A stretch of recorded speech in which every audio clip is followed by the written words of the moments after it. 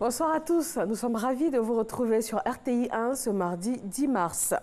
Le président du Conseil constitutionnel, Mamadou Koné, a reçu la délégation de la mission de préévaluation de la CEDEAO présente à Abidjan. Elle séjourne sur le sol ivoirien jusqu'au 15 mars prochain et elle envisage de rencontrer les différents acteurs politiques ivoiriens. Gabriel Zani.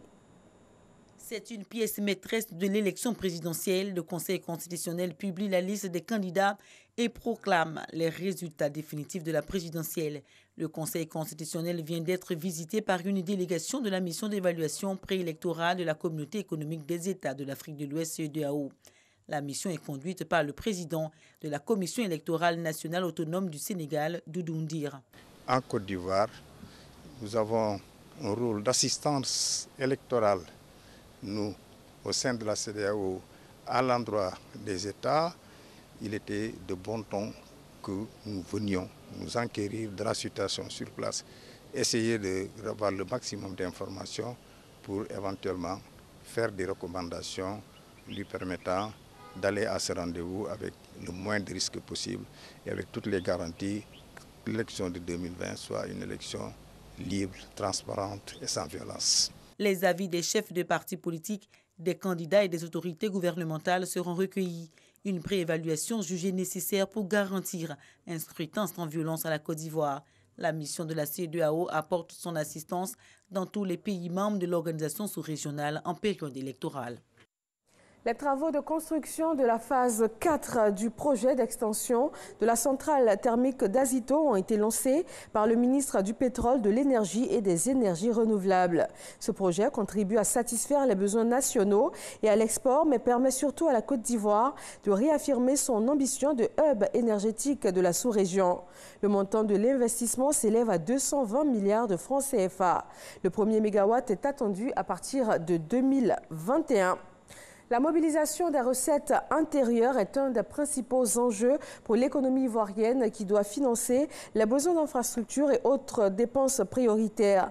Mais en dépit des réformes engagées depuis 2012, le ratio des recettes fiscales au PIB est demeuré relativement faible. Pourtant, selon les estimations, la Côte d'Ivoire dispose d'une marge importante pour collecter davantage de recettes.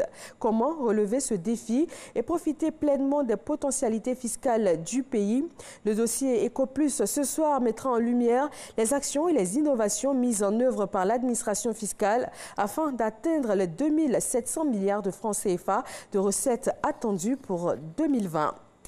Le marché des arts du spectacle d'Abidjan est ouvert depuis le 7 mars dernier. Danse, musique et aussi bonnes affaires. Le Massa 2020, c'est aussi un espace de détente où se mêlent expositions d'artisans, de plateformes de diffusion de messages d'actualité. Dans l'actualité internationale, élection présidentielle au Burundi, 6 dossiers de candidature ont été déposés devant la commission électorale. Elle en a accepté seulement 6. Les candidats non retenus ont encore 2 jours pour contester cette décision, notamment Domitien Ndayizeye, ancien président du Burundi pendant la transition entre 2003 et 2005. Il est aujourd'hui leader d'une coalition qui rassemble plusieurs partis d'opposition. Les raisons du rejet de sa candidature ne sont pas encore connues. Le président actuel Pierre Nkurunziza a décidé, lui, de ne pas se représenter. La chancelière allemande Angela Merkel, le chef de l'État français Emmanuel Macron et le Premier ministre britannique Boris Johnson sont attendus le 17 mars à Istanbul.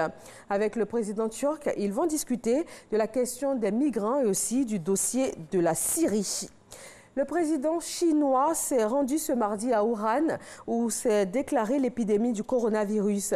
Xi Jinping se rend sur place pour la première fois depuis le début de l'épidémie. Ce sont des habitants heureux qui l'ont accueilli après 6 semaines de confinement.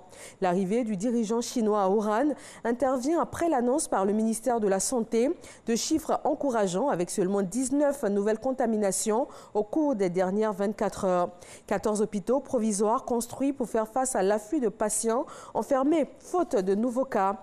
Et les restrictions commencent à être levées pour les habitants considérés à 0 risque dans la province. Et voilà pour ce Flash Info. Merci à tous de nous avoir suivis. L'actualité dans nos régions, c'est tout de suite et le journal à 20 h. À tout à l'heure.